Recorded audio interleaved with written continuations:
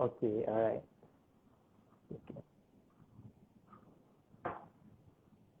Mana ni dah masuk dia?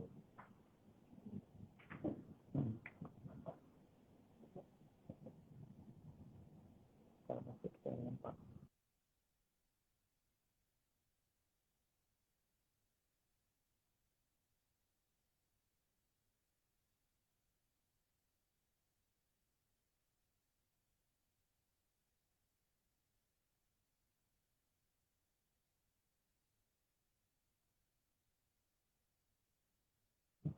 Unable to join.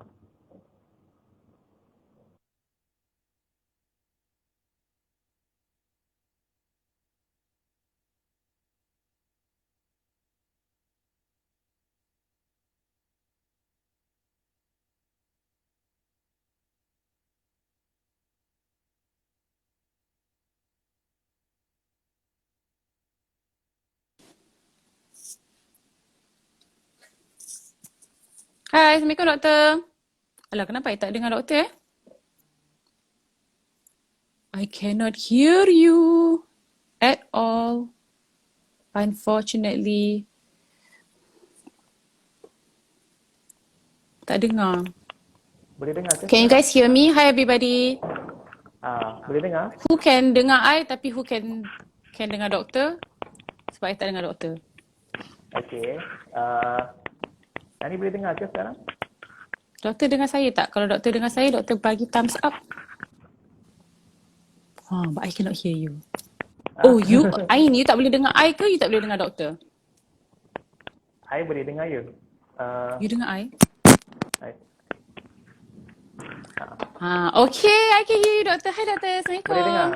Okay. Saja je Salam. buat suspend kan? Okay, thank you Ain for that. Volume. Hello everybody. I'm just going to greet everyone first for joining. Okay, doktor boleh? I dah dengar doktor dah.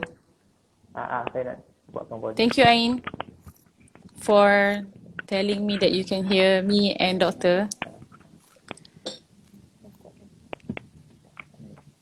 Hello. Okay, boleh.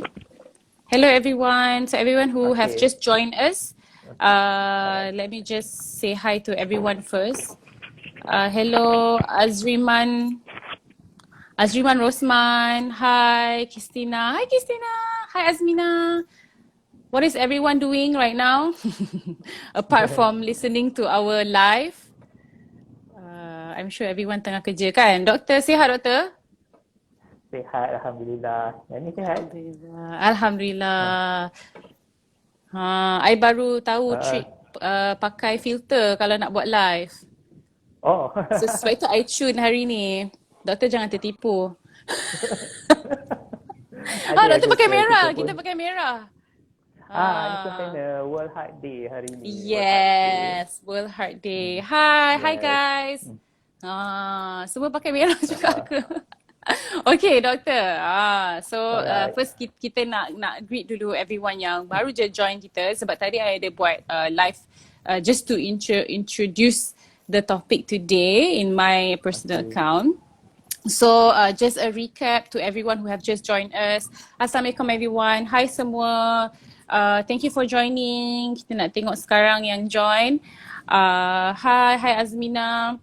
Okay, so today kita nak cerita tentang punca kegagalan jantung. Kalau anda tidak tahu, hari ini merupakan hari jantung atau World Heart Day. Apa motto dia, doktor? Use heart. Hashtag use heart. Nanti. So, okay. So, hari ini saya akan bercakap bersama-sama dengan Dr. Nick Muhammad Azrul, merupakan seorang medical officer di MAA Medicare Cardiac Diagnostic Center. Okay, so kita akan tahu dengan lebih lanjut lagi mengenai latar belakang MAA Medicare Cardiac Diagnostic Center dan juga perkhidmatan yang disediakan. Dan di samping itu kita nak tahu jugalah apa sebenarnya fungsi-fungsi jantung ni. Sebab kan doktor, kadang-kadang kita take for granted kan, kita ni Allah bagi jantung, mata, hati, tapi kita tak tahu pun betul-betul apa fungsi dia dan macam mana dia boleh gagal. Kita ingat kita je failure. Hello, your organs can fail too. Macam tu. Betul. So okay, doctor, maybe we can start the ball rolling by perhaps answering the very basic question lah, iaitu apa sebenarnya yang dimaksudkan dengan kegagalan jantung, doktor? Alright, okay. Kegagalan jantung ni kita dengar bunyi dia macam menakutkan kan, kegagalan. Tapi sebenarnya kegagalan jantung ni bukanlah bermaksud kematian ke, jantung berhenti ke, tapi maksudnya fungsi dia sudah merosot, sudah gagal lah. Okay. Untuk kita faham kegagalan jantung ni, kita kena tahu balik apa actually fungsi jantung yang sebenar. Jantung, fungsi dia adalah untuk mengempam darah. So, kita ambil situasi ni lah, kita bernafas. Kita bernafas, oksigen masuk dalam badan kita, pergi ke paru-paru, dan paru-paru akan bawa ke jantung. Jantung sebelah kiri. So jantung yang dapat darah yang ada oksigen ni, dia dapat dia punya zat oksigen, kemudian dia pump darah tu pergi ke organ-organ lain dalam badan. Ke buah pinggang, hati, otak semua. Kemudian daripada organ-organ ni, dia dah ambil oksigen dalam darah, darah yang sudah kurang oksigen ni masuk semula ke masuk semula ke jantung sebelah kanan. Dan jantung sebelah kanan pump semula ke paru-paru, dan cycle tu akan berterusan. Lagi kita bernafas, jantung dapat oksigen, dan jantung dapat oksigen, organ-organ lain pun dapat oksigen. So bila jantung dah gagal dapat oksigen, so kita boleh nampak sekarang oksigen tak dipump ke jantung, dan jantung tak dapat nak bagi oksigen ke organ-organ lain. Jadi itulah punca kegagalan jantung. Itulah kegagalan jantung, dia punya implikasi dia. Maksudnya when the heart fails to buat function ni, maksudnya apa ni, pump dan release kepada organ lain, dia macam tu lah kan? Nervous. So apa jenis kegagalan? Betul. Apa jenis kegagalan jantung tu, doktor? Fungsi jantung tu ada a few jenis tak? Tadi saya dah explain kan, kalau oksigen masuk dalam jantung sebelah kiri, daripada jantung kiri pergi ke organ lain, dari organ lain masuk ke sebelah kanan. So jantung dia boleh fail sebelah kiri, dia boleh gagal sebelah kanan, atau dia boleh gagal dua-dua sekali. So jenis-jenis dia. So it's either left, right macam tu lah. Or both. Or both. So kalau kiri gagal, kita nampak orang tu selalu dalam keadaan sempur, sesak nafas. Kalau kanan yang fail, maksudnya kita boleh nampak bengkak air dekat kaki, tangan, bahagian perut. So kalau dua-dua fail, kita nampak kombinasi dua benda ni lah dalam seseorang yang sakit tu. So maksudnya bengkak air tu apa? Water retention doktor? Yes, water retention. Macam kalau kita nampak dekat kaki, kita tekan kulit tu, dan kita nampak dia macam plasticine, dia tak balik kepada asal dia dalam keadaan kita tekan, kita lepas. Dia macam kekating macam tu orang kata. I see. So itu signs yang ada heart failure lah. Betul. Okay. So for those of you who are watching now, kalau ada orang tua di kampung kan, atuk nenek ke, your parents ke kan, kalau diorang mengadu, apa ni, kaki ni bengkak lah kan. Kadang-kadang kita pun macam, banyak jalan kot, air. But actually, you know, it could be something as serious as kegagalan jantung lah. Tapi cara dia macam tu doktor, tekan, tengok dia tak. Kalau setakat dia banyak jalan tu, bengkak dia macam lagi, orang kata kita tekan, so dia tak pengek. Tapi kalau bengkak yang disebabkan kegagalan jantung ni, yang kita nampak ketara, kita kicik, dia macam melekuk. Dia maintain macam tu je, tak balik kepada kekenyalan asal dia. So kita boleh suspect lah. So basically memang kalau kiri tu maksudnya dia, kiranya jantung ni dia pump, kendur. Pump, kendur, macam tu kan? Dia pump, release. Tapi benda ni macam selalu dia jadi cepat lah, dalam 1 minit tu dah berapa banyak kali dia boleh pump. So bila dia gagal, sama ada dia gagal sebab orang kata otot dia makin membesar, dia susah nak pump keluar darah tu daripada jantung ke organ-organ lain. Itu kita boleh explore dalam Right. soalan-soalan seterusnya lah. Okay. So, doktor, kita nak tahulah actually apa kenapa boleh jadi kegagalan jantung ni? Apa punca dia? Okey. Punca yang paling utama ni ada dua lah yang saya akan bagi contoh. Satu yang paling common, blood pressure, tekanan darah tinggi dan tak terkawal, bertahun-tahun tak terkawal. So mungkin kita ambil remeh je tekanan darah tinggi sebab tak rasa apa-apa. Sebenarnya apa yang jadi dalam badan kita, tekanan darah tinggi, jantung dia perlukan orang kata force yang lagi besar untuk pump jantung tu, untuk pump darah keluar daripada jantung, masuk keluar daripada jantung. So contohnya kalau tekanan darah biasa 120/80, itu tekanan normal. So jantung pun normal. Jadi kalau tekanan darah contohnya 160/100. Maksud dia more power untuk jantung tu pump, dan apa yang jadi, jantung tu membengkak.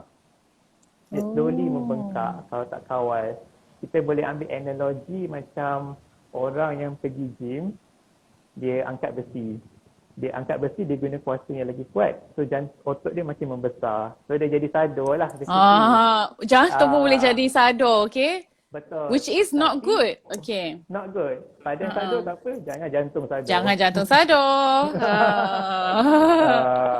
Betul. So nanti otot dia makin membesar. So bila otot makin besar, dia nak pump asalnya susah, sampai pressure pun jadi naik untuk pump dia lagi kuat. So ini masa peringkat awal okey lagi, dia terkawal, kita tak rasa simptom. Tapi ini saya ambil analogi balon kecil, mungkin balon besar penumbuk kita isi air, kita nak pump sekali, air keluar banyak. Jadi kalau balon tu makin besar dengan air, kita nak pump, paruh keluar, paruh kencing kat dalam. Susah dia nak bekerja, nak pump keluar.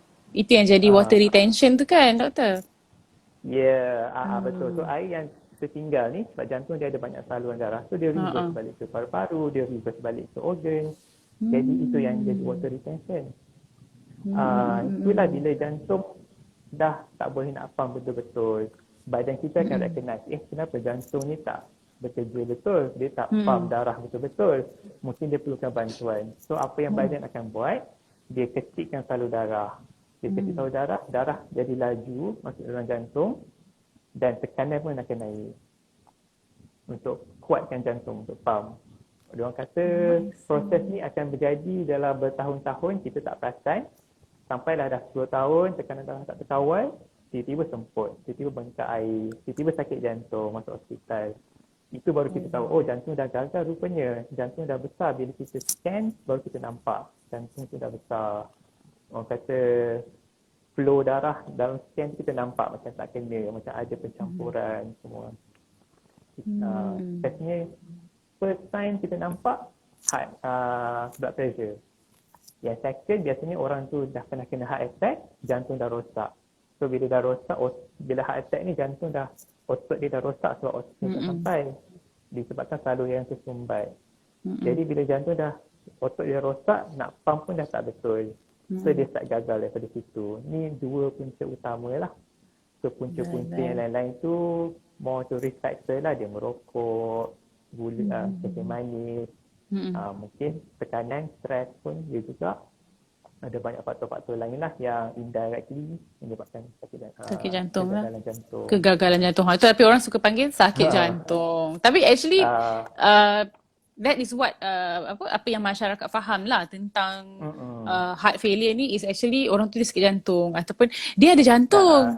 Kan? Makcik-makcik, dia ni ada jantung. Semua ada jantung, makcik. But actually trying to say ada penyakit jantung lah. Okay. So doktor macam doktor cakap, macam mana doktor? Sakit jantung ni macam banyak lah serangan jantung, heart attack, gagal jantung, heart failure. Right. Ada je punca-punca lain, jantung degupan laju ke. Semua tu pun penyakit jantung juga. Dia satu organ kecil ada banyak cabang-cabang penyakit dia. Right. Betul juga kan. Kadang-kadang macam kita fikir it's as simple but actually it's not kan. Dia ada macam-macam jenis sakit lah. So doktor, having said that kan tadi doktor cakap antara kita boleh nampak tu bila ada water retention kaki bengkak, ada apa air. Tapi apa lagi antara tanda-tanda yang orang tu dia mengalami kegagalan jantung? Selain daripada water retention and all lah. Sebab doktor kata tak sedar kan benda tu. Betul. Yang kita boleh nampak macam mungkin itu satu pesakit, mungkin yang dah berumur contohnya. Dia kata dulu dia jalan daripada bilik pergi ruang tamu tak ada semput. Tapi sekarang dia jalan walaupun daripada bilik ke ruang tamu dah semput. Naik tangga dah semput, tak larat nak jalan. So kita dah boleh suspect kenapa dia jadi penat tiba-tiba ni. Dia macam dia ada 4 peringkat lah. Macam peringkat pertama yang kita tak perasan tu dah orang kata dah stage 1 dah. Dan stage 2, stage 3 ni dia stage kedua, stage ketiga dia macam slowly dalam tempoh beberapa tahun kita akan nampak. Asalnya dia naik tangga setingkat okey, tak ada masalah, laju je. Tiba-tiba lepas nampak dia slow sikit. Kita tanya, rasa penat lah. So kita ingat mungkin dia dah berumur, mungkin dia penat, kita tak layan sangat. So makin lama dia kata, dah tak boleh naik tangga dah penat dah.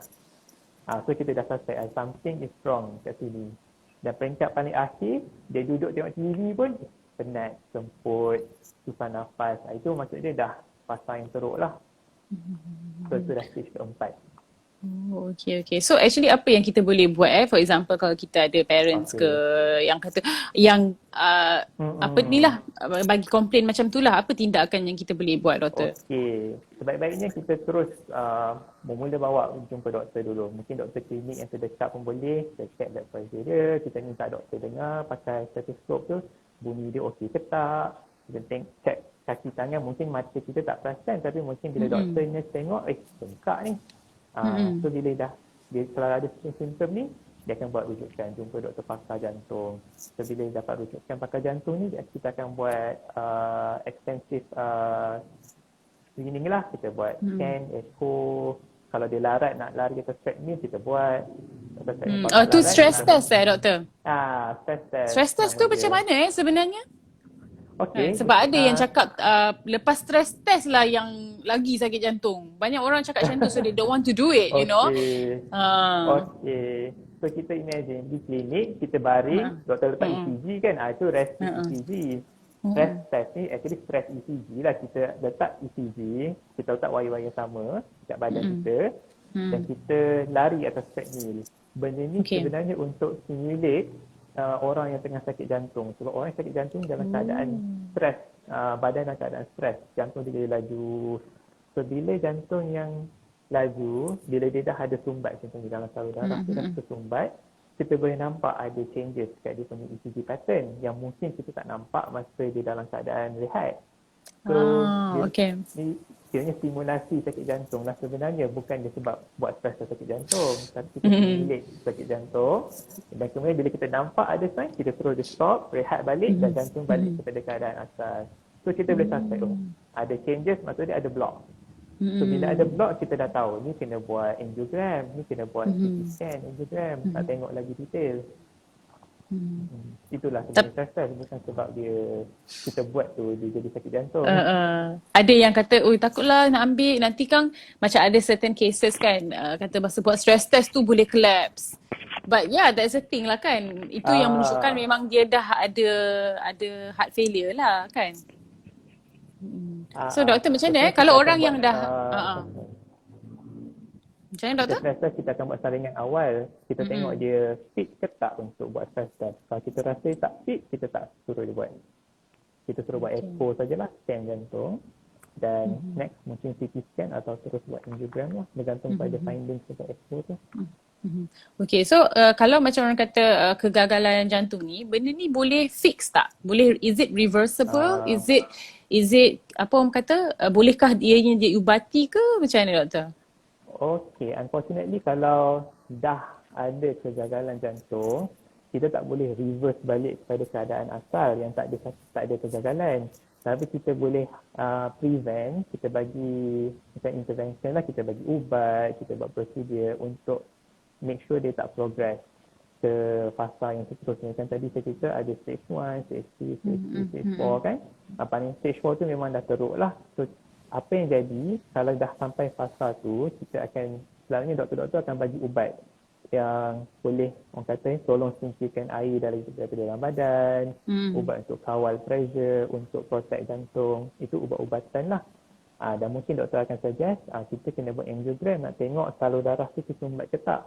So kalau sumbat, sama dia nak letak stent atau nak kena buat bypass. Itu satu cara dia lah. Right. Tapi bila dah diagnose, tinggal nak kena control supaya tak jadi lebih teruk.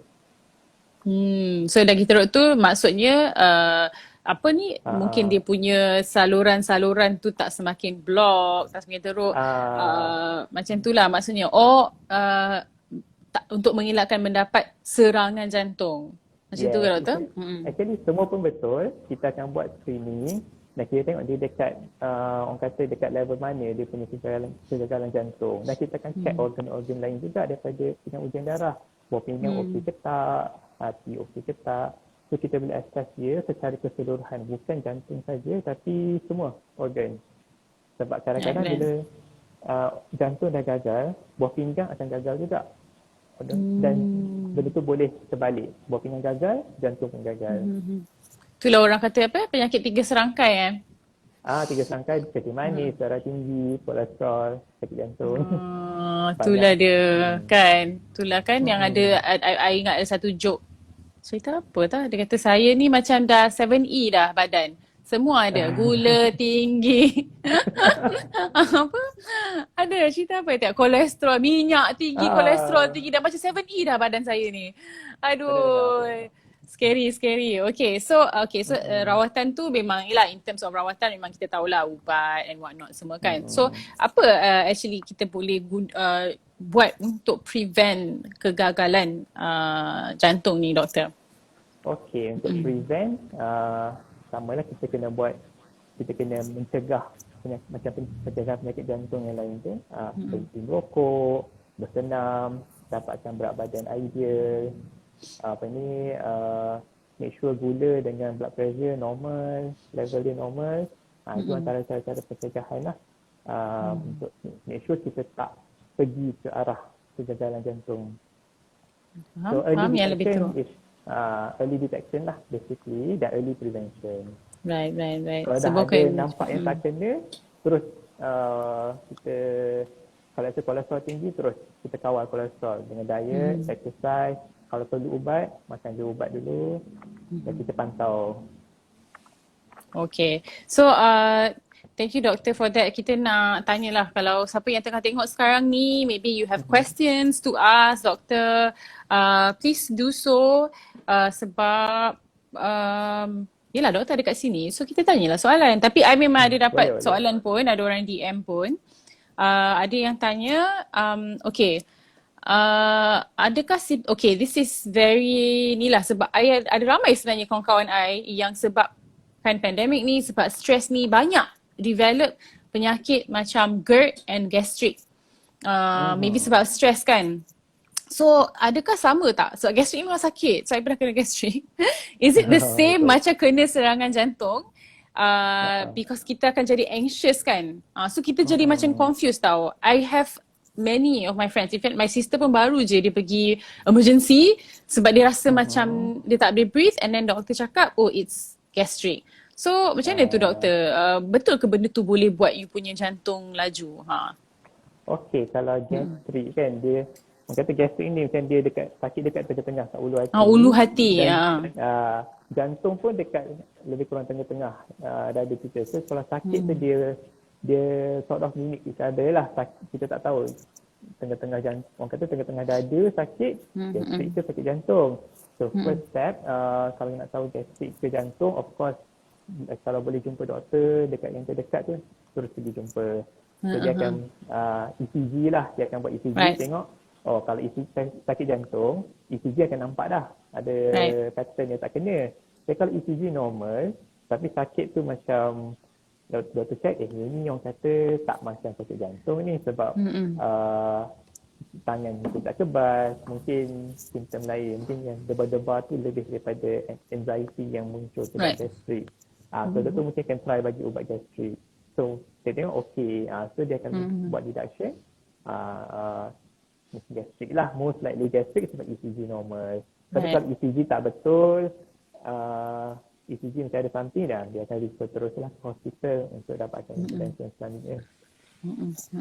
Okay, and another question yang dapat, I pernah dengar ada orang cakap, kita ni orang Malaysia ni atau orang Melayu ni specifically musuh dia angin. Kita takut sangat masuk angin, betul tak? Angin ni memang macam, sampaikan kalau dalam pantang ke apa ke semualah, you would like protect yourself at all cost untuk tidak masuk angin. So soalan ni pun dia kata, dia tanya, jika seseorang itu selalu mengadu badan berangin, kerap sendawa, perlu ke dia rasa yang hey, this is a red flag? Ada kaitan ke dengan jantung? Angin. Okey, angin ni macam sangat general. Sakit tinggi angin, sakit tangan angin. Tapi kita go back to dia punya symptom lah. Kalau setakat sendawa, apa yang jadi mungkin dalam perut tu asid terlalu aktif. Ataupun mungkin injap yang tutup selalu makan dengan perut tu macam terbuka sikit. So selalu asid dalam perut ni ada keluarkan gas. So dia keluarkan gas, kan kita sendawa. Kita force badan kita sendawa, sendawa lah. So tu yang orang kata angin. Daripada segi yang tukang urut, orang yang urut sendawa, dia pun sendawa, itu macam 50-50. Macam yang saya baca pun, dia tak dapat nak explain mekanisme tu, tapi mekanisme yang secara logik yang dikata bila kita tekan badan orang tu, the force yang datang balik kat kita tu yang buat kita sendawa. Itu salah satu penerangan yang saya baca lah. Tapi yelah, mata kita sendiri pernah nampak juga orang tukar-tukar urut ni keluar angin. So yang kita wonder, unless kalau dia pergi check betul-betul perut dia okey ketak, kita pun tak dapat nak terangkan apa itu sebenar. Tapi kalau jantung dan angin ni, orang kata jantung kita boleh rasa sakit dia, orang kata menekan, berat, rasa macam mencengkam, itu sakit jantung. Tangan kiri dia dikebas sampai buluh-buluh, itu kita tak boleh nak kata angin lah. Itu memang sakit jantung, terus pergi ke klinik atau hospital yang terdekat. Kalau kegagalan jantung, kita nampak penyek-penyek ni dah bukan angin lah, memang air lah, bukan angin. Betul? Okay, tapi doktor, apa orang selalu katakan sakit jantung ni dulu it's old man's punya disease Lalu kalau kita nak cerita pasal jantung ni, kita rasa macam alah dah tua-tua barulah kita fikir. Tapi I feel like sekarang ni memang banyak sangat cases yang main bola kan. I think recently pun ada juga kan, pemain bola tu tengah main bola, lepas tu dia collapse and what not. So actually bila yang kita kena betul-betul rasa macam hey, you know, I have to really be cautious and pergi buat saringan, ujian kesihatan saringan berkaitan dengan jantung. Pada usia berapa tu doktor? Okay, let's say kalau dia memang atlet walaupun dia muda, tapi saya rasa sekarang ni memang dia orang dah ada, kita dah ada branch yang kita panggil sports cardiology. Maksudnya kita study sakit jantung di kalangan atlet-atlet ni. Kita make sure orang yang masuk bidang sukan dalam keadaan yang sihat walafiat lah, tak ada masalah jantung. Itu atlet yang orang kata memang terdaftar dan dikawal selia ketat lah. Tapi kalau orang yang biasa pergi bersukan, mungkin dia tak perasan dia memang dah ada sebenarnya underlying sakit jantung walaupun badan sihat.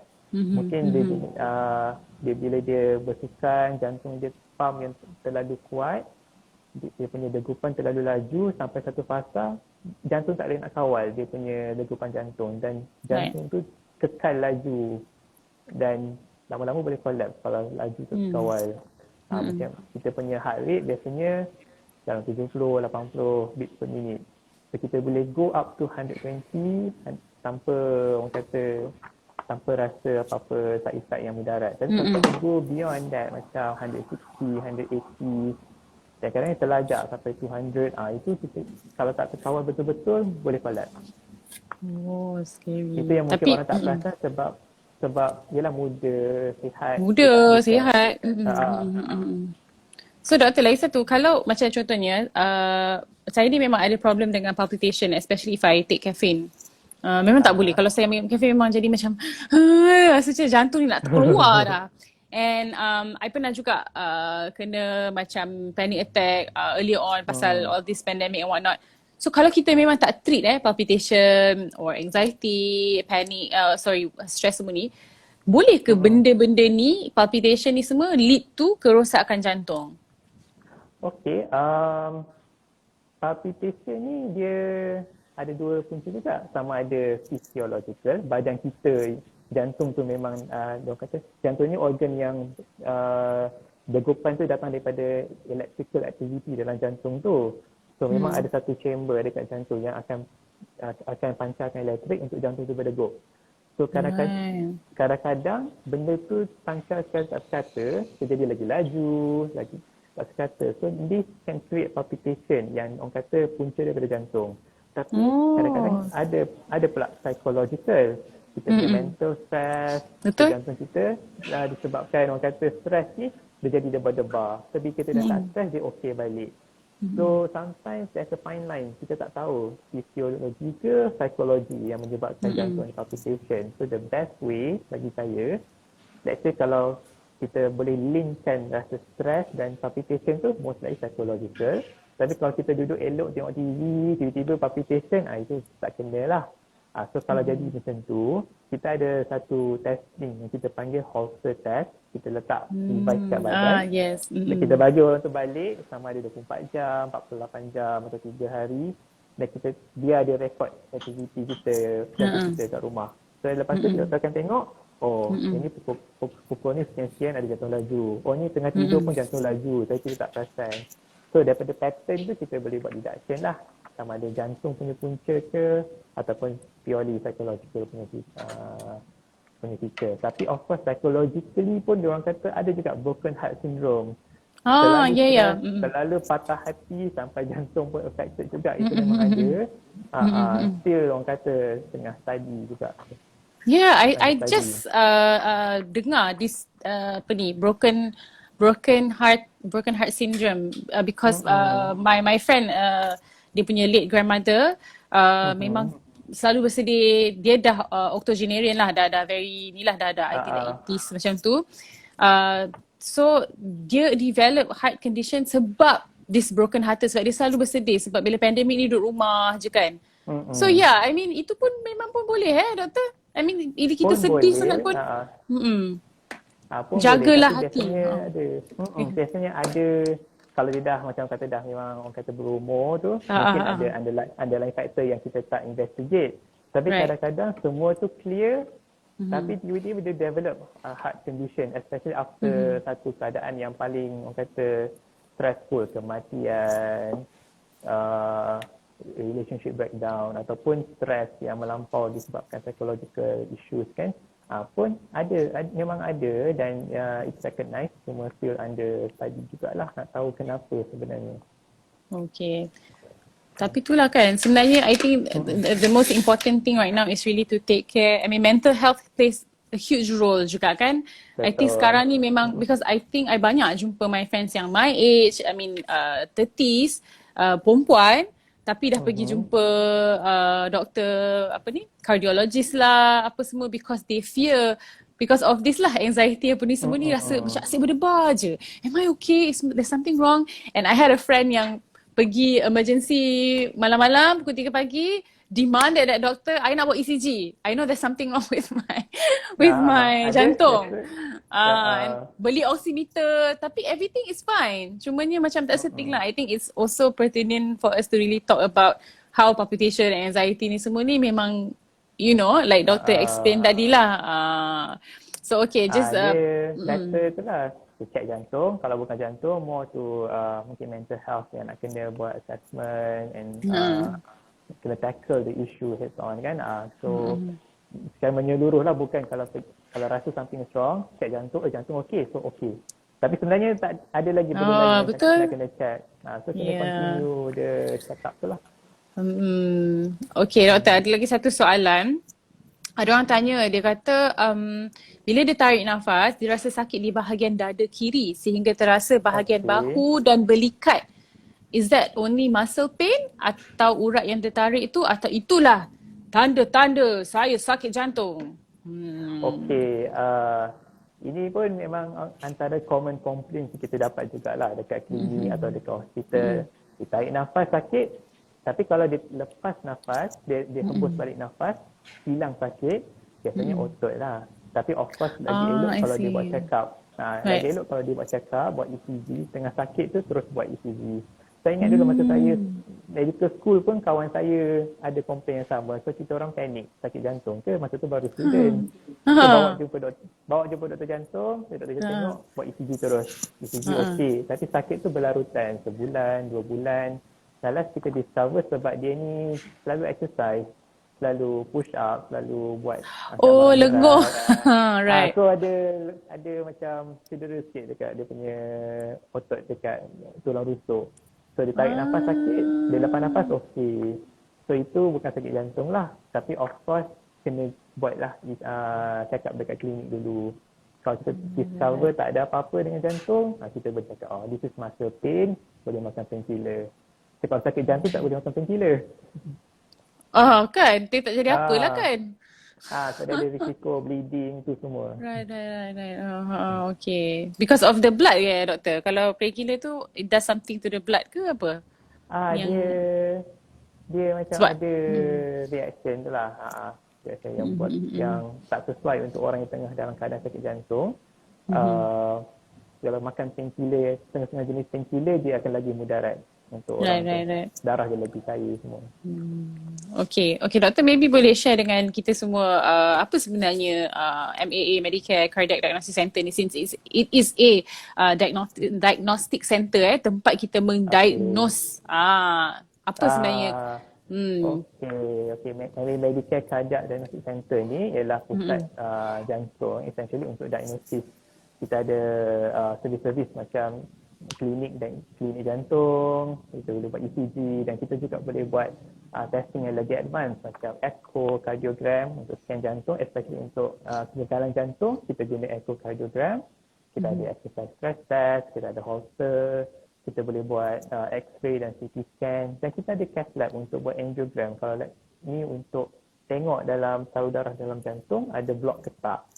So semua prosedur ni kita buat dengan harga yang jauh lagi murah daripada private center, sebab kita ni basically under Yayasan Amal MAA Medicare, iaitu sebuah non-profit organisation lah. Non-profit ni maksudnya kita tak ambil untung yang banyak, kita just provide service tu, dan kita punya target, walaupun kita open untuk semua, saya kira target orang yang memang tak ada kemampuan, mungkin tak ada medical card untuk pergi ke private. Betul. Dan juga mungkin tak boleh nak tunggu lama dekat hospital kerajaan. Lagi-lagi hospital kerajaan sekarang banyak yang full COVID punya hospital.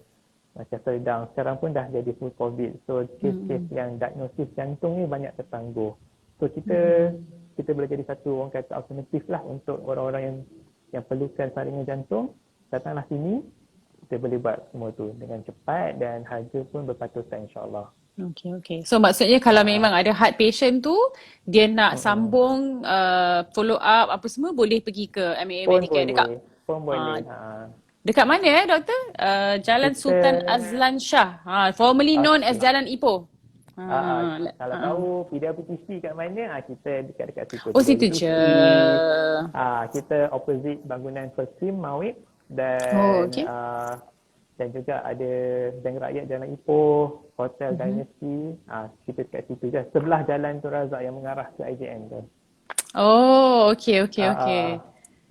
So kalau orang yang you all dapat banyak patient daripada yelah, area tu lah lebih. Ada tak from yang macam IJN patient yang pergi ke situ for follow up, check up pun memang ramai lah kan? I assume. Macam dengan sekarang kita punya, yang kita nampak trend, orang dah start tahu pasal center ni. So dia datang from word of mouth. Ada yang datang sebab memang doktor dekat hospital pun dah tahu kita ada. So dia terus buat rujukan untuk basically pra-pembedahan, kena check jantung okey ke tak. And then orang kata kita ada collaboration dengan center-center lain macam National Cancer Society. So dia orang pun hantar untuk assessment before buat chemotherapy. Kita ada collaboration dengan HKL yang pusat transplant. So sometimes tak sempat nak hantar kat sana, perlukan urgent check up, dia hantar dekat tempat kita. Dan klinik-klinik yang berdekatan pun, let's say dia nampak yang dah ada heart failure contohnya, patient yang memang dia nak tengok bertahun-tahun, tiba-tiba dia nampak ada symptom heart failure. So dia terus report kita, sebab kita basically next door sahaja. So dia report kita tengok dalam masa sehari dua dan kita dapatkan diagnosis sama ada kegagalan jantung ke ataupun ada benda lain yang kita kena pay attention tu. Okay. So in terms of treatment wise tu boleh kata boleh dilakukan di situ juga dan boleh juga refer ke luar lah. You all pun ada refer cases ke luar lah. Boleh juga. Kita ada option juga, sama ada kalau ubat, kalau contohnya dia just perlukan ubat darah tinggi, ubat kencing manis, kita boleh start lah. Kalau diperlukan angiogram, kita pun boleh buat kalau ada persetujuan antara doktor dan pesakit tu. Dan kalau dia kata, okey lah saya dah buat semua test dekat sini, boleh tak refer saya balik ke hospital? Pun boleh sebenarnya. Kita akan buat referral juga. I see here yang you all pun buat stand catheterization juga buat stand ada level. juga. Okay. Kita so boleh buat state of the art jugalah doktor. Betul. The ni kan. Okay, ada lagi memang up to date. So ada lagi satu soalan. Saya bekas pesakit COVID-19, sekarang kalau exercise, heartbeat akan jadi extra laju. Kadang-kadang sampai 300 BPM. Okay. Actually macam mana nak sebut 300 BPM? Okay, so perlu ke buat rawatan? Beats per minute. Okay. Okay, kalau let's say jantung tinggi selalu jadi laju, better macam saya cakap tadi, jantung yang laju, kadang-kadang badan kita tak boleh nak cope sebab kita takut electrical activity jantung tu yang ada masalah. So, saya nasihatkan sebab post-COVID pun kadang-kadang ada efek pada jantung. So, boleh datang kat mana-mana center kat sini atau dengan center yang berdekatan. Just buat screening. Kalau let's say dia punya complaint is lepas exercise jantung jadi lagi laju, mungkin dia boleh buat stress test. So, kita boleh stimulate benda tu. Dia akan lari ke treadmill dan kita tengok jantung dia naik. Dan ada problem ke tak dengan pattern jantung. Sama ada akan lead to heart attack ataupun it's something yang boleh rawat dengan cara lain. Especially as apa ni orang kata COVID-19 survivor ni kan dia ada kadang-kadang ada long COVID kan. And betul doktor, does COVID really macam orang cakap merosakkan jantung COVID pun boleh jadi faktor tak untuk punca kegagalan? Ada suspicion juga, selain pada paru-paru, jantung ialah antara organ yang akan affected lah, dan cara dia affected dia akan buat otot jantung tu radang, kita panggil myocarditis, dan radang ni eventually boleh mengarah ke kegagalan jantung kalau tak tackle daripada mula lah. Dan radang jantung ni kita akan simptom dia mungkin sama lah sakit dada, tapi bila buat ECG mungkin nampak normal, bukan heart attack.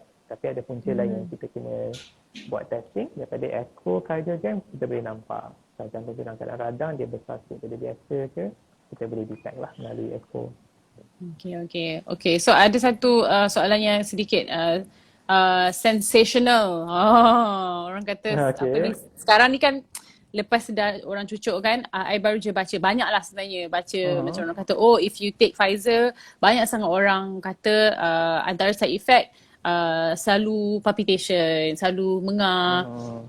Ada ke possibility and if so, how can orang-orang ini macam apa orang cakap macam make it better lah for them. Sebab macam banyak. Okay, macam mana doktor?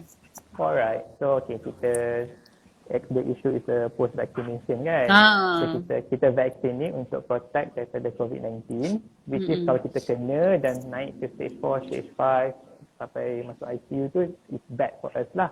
Bila kita vaksin, kita prevent diri kita daripada, if let's say ter-expose dengan COVID pun, kita tak adalah sampai melarat ke stage 4, stage 5 ni. Tapi of course some people memang akan ada certain side effect yang nasib baik mungkin tak ada rasa apa-apa, mungkin demam sikit lepas tu okey, tapi ada yang report side effect macam yang Nani cerita tadi tu lah, sakit shortness of breath, susah nafas. So kita go back to kita punya yang initial discussion tu, dapatkan screening, buat full screening, kita nak tengok dia psychological ke atau physiological, something yang daripada badan kita ataupun daripada kita punya mental health state. Right.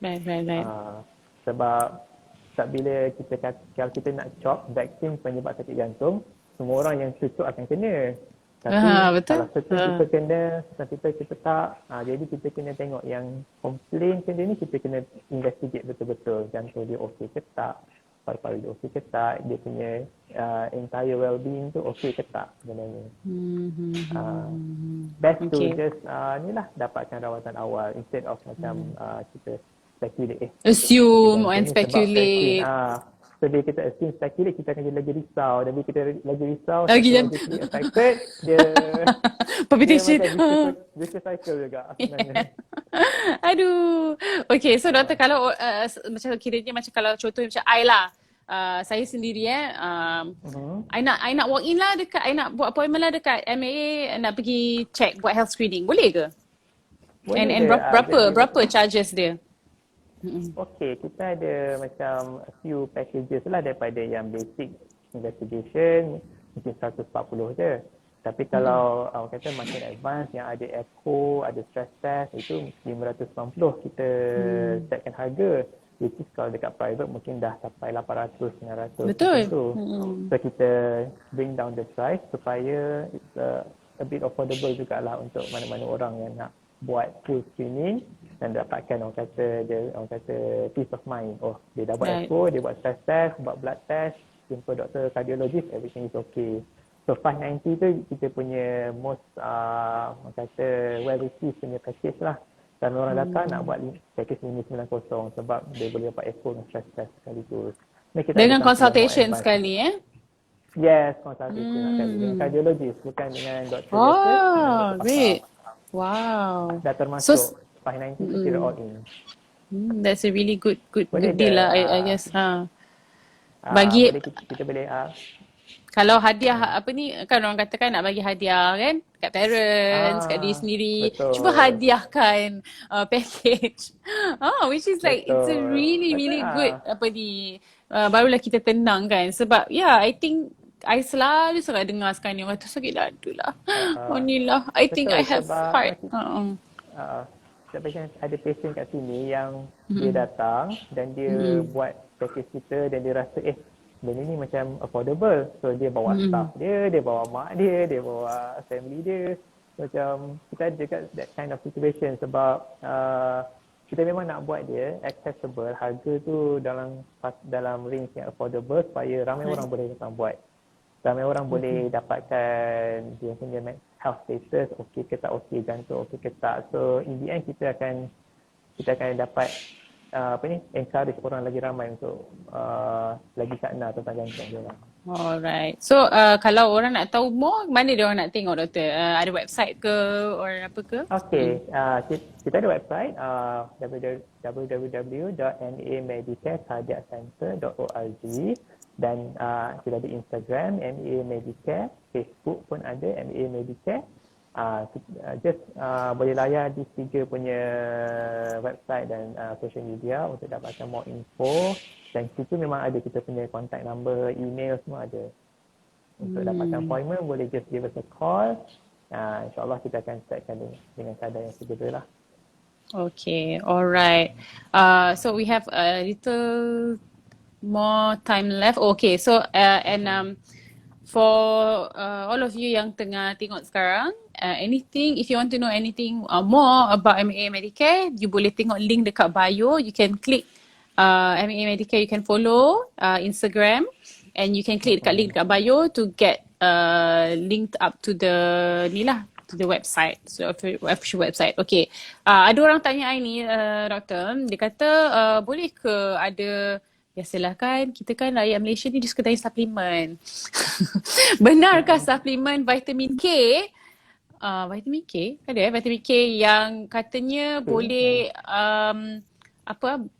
do something with the arteries so you can make sure the blood supply to the heart lah. So vitamin K tu memang betul ke suplemen untuk jantung or any supplements untuk jantung, doktor? Okay, vitamin K dia punya most common usage yang faham saya lah. kita biasa bagi kat baby yang baru lahir supaya dia tak bleeding. Kita macam untuk macam kita bagi injection vitamin K sebagai salah satu injection awal lepas dia lahir, terus dapat injection vitamin K untuk elakkan dia daripada bleeding, ada internal bleeding. So vitamin K naturally ada dalam makanan kita, macam telur contohnya, paling straightforward telur, ada vitamin K. Makan ni kita orang kata sebagai suplemen jarang lah yang betul-betul ada suplemen vitamin K. Yang biasa ada vitamin D, C, multivitamin. So sama ada dia affect artery. Soalan dia apa? Affect Dia artery. dia kata vitamin K memang it's believed dia kata kalau calcium it's being deposited to the arteries. So they take vitamin K supaya arteries tu yang mungkin dia terlebih kalsium, dia boleh tolong kalsium tu. Ni ada okay. Saya faham. Okay. So kalsium kalau dah deposited dekat arteries, biasanya benda ni dah orang kata bertahun-tahun dan kita akan panggil dia calcified. Maksudnya dia punya dinding tu dah mengeras dan tak boleh nak orang kata kembang dan kendur macam biasa. So dia dah mengeras. So darah dah affected. So kalau selalu darah tu mengeras dekat kawasan jantung, so memang ada potensi untuk kena heart attack. Kalau selalu darah yang mengeras tu ada dekat organ lain dan organ itulah yang akan affected. Kidney, otak. So bila dah mengeras ni, orang kata dia punca dia bukan orang kata sebulan dua punya punca, memang dah orang kata 10 tahun macam tu. Pemakanan tak betul, merokok. So benda-benda yang masuk dalam salur darah ni, toksin dia, gula yang terlebih, dia akan buat mengeras dan dia punya pengerasan tu property dia sama macam kalsium. So tak boleh nak reverse dah kat situ. Pakai suplemen apa-apa pun, kalsium tu akan kekal mengeras kat situ. Kita cuma boleh elakkan melalui ubat-ubat. Doktor bagi ubat kencing manis, ubat darah tinggi, ubat cari darah untuk make sure salur darah yang belum portion yang belum keras tu still boleh keluar macam biasa. So sama ada vitamin K ada efek kat kalsium ke tak, saya rasa macam tak ada. Tahu saya lah, tapi saya mungkin kena check balik lagi sekali untuk orang kata dapatkan more info. Tapi kalau mekanisme kalsium tu saya rasa taklah, dia takkan kacau pun kalsium tu akan duduk kat situ je. I see. Sebab memang I perasan pun dekat pharmacies kan, pharmacies ada banyak jual vitamin K in bulks.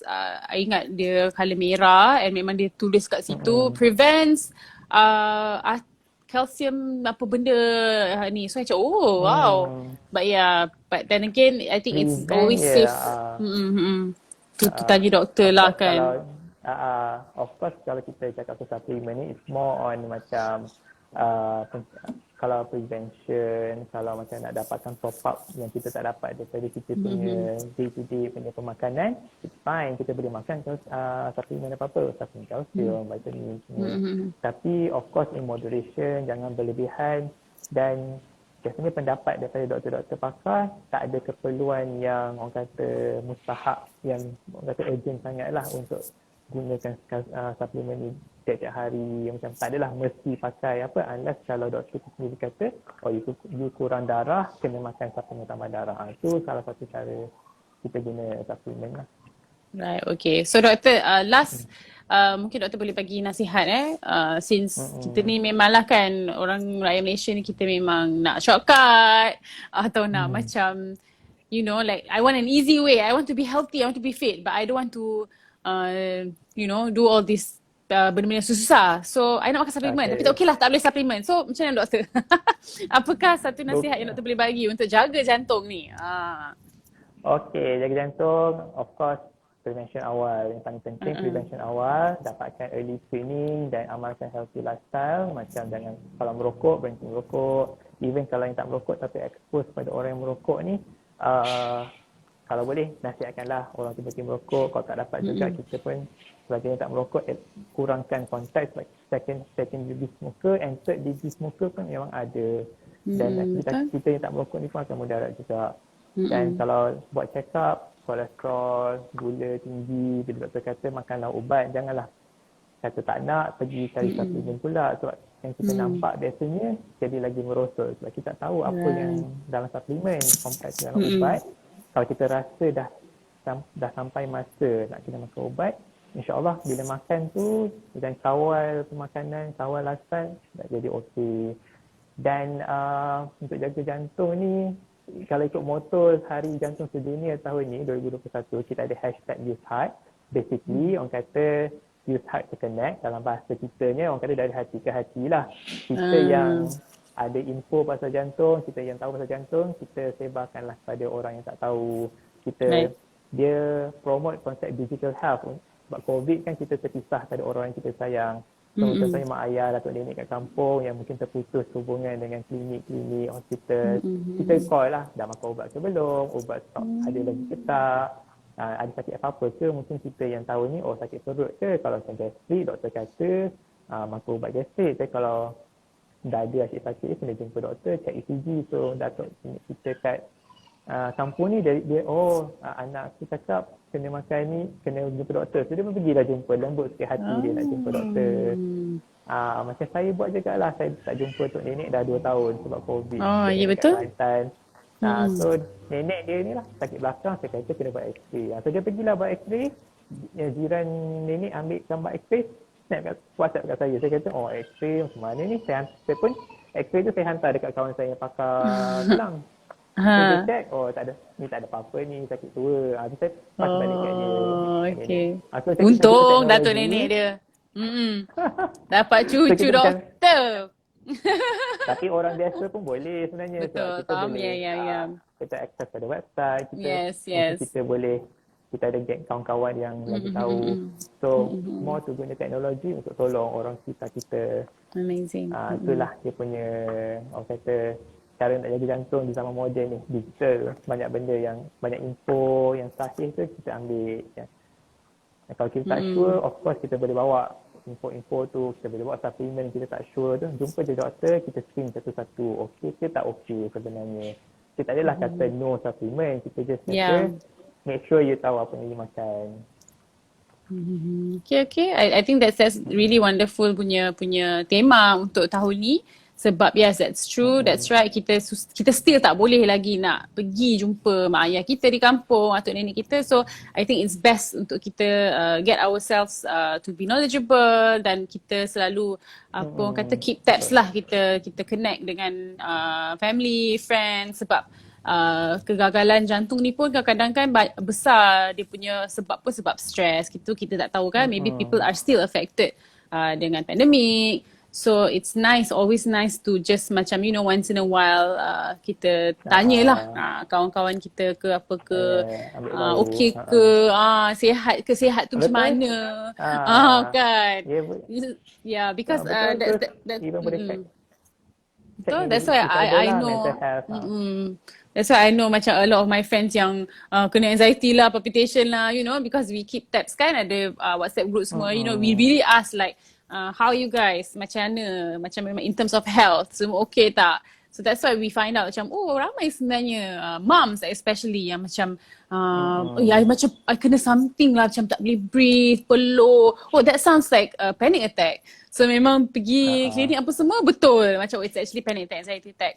So, I think it's really essential lah. Not necessarily it's hard pun, tapi it's essential for us to, ni lah. Tapi again, thank you so much. Kita pun dah pukul 12 dah. Thank you so much kepada semua yang setia menonton live ni daripada awal sampai akhir. Thank you for the questions. Walaupun Aci main WhatsApp dan PM DM I. Tapi Aci lah tu. Biasalah, kita faham. Kita kan segan kan nak tulis out in the open kan. But it's okay. Thank you so much for all the questions. Thank you so much Dr. Nick for answering the questions, for all the info. Semoga ramailah yang dapat memanfaatkan live kita pada hari ini. Dan juga ingat, macam saya pesan tadi, bagilah birthday present yang bermakna kepada orang yang tersayang tahun ni. Give them health screening. Sebab MA Medicare bukan sahaja ada cardiac punya center, ada juga kidney, untuk kidney center juga yang buat health screening juga. So you guys can check it out dekat MA Medicare punya Instagram. Click the link on the bio and Itulah. So with that, dah pukul 12. Thank you so much again Dr. Nick. And any last word sebelum kita end our live hari ni, Doktor? Okay, MA Medicare ada buat satu pertandingan sepanjang World Heart Day. Not pertandingan lah, kita ada virtual run for 5 km. Okay. So basically untuk menggalakkan orang physical fitness lah, jadi lebih sihat. So sepanjang World Heart Day yang kita nak bagi orang faham tentang kebaikan jaga jantung ni, kita buat virtual run. Basically simple je, just log into our website, register, and then lari je 5 km kat mana-mana, get step counter tu, dan untuk dapatkan rekod 5 km tu dan hantar kat kita. So it's a charity run.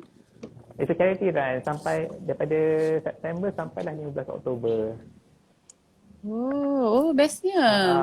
Sambil tengok. Ada dekat website kita. Right. So you guys can tengoklah the registration period until 15 October. Anytime, anywhere. Cantik dia punya medal dia pun cantik. Sebab orang suka run ni, dia suka tengok medal dulu. Medal cantik, nak join lah.